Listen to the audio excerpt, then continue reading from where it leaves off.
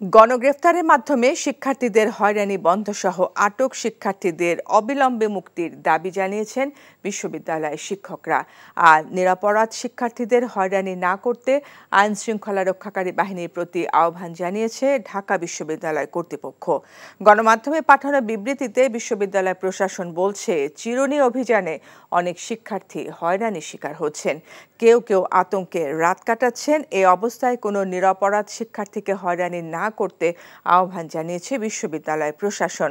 এদিকে দুপুরে ঢাকা বিশ্ববিদ্যালয়ের অপরাজেয় বাংলার সামনে নিপীড়ন বিরোধী শিক্ষক সমাবেশ করেন বিভিন্ন বিশ্ববিদ্যালয়ের শিক্ষকরা। এ সময় তারা বলেন, সরকার শিক্ষার্থীদের প্রতিপক্ষ ভাবছে, যেটি জাতির জন্য খুবই লজ্জাজনক। শিক্ষার্থীদের প্রতিটি দাবির প্রতি সমর্থন জানিয়ে আন্দোলন ঘিরে 2 শতাধিক মানুষের মৃত্যু হয়েছে উল্লেখ করে এই ঘটনাকে জুলাই হত্যাকাণ্ড নামে ডাকারও আহ্বান জানান শিক্ষকরা। এখন জন্ম সনদ দিয়ে খোলো বিকাশ স্টুডেন্ট অ্যাকাউন্ট। নিজের বিকাশ নিজে কর।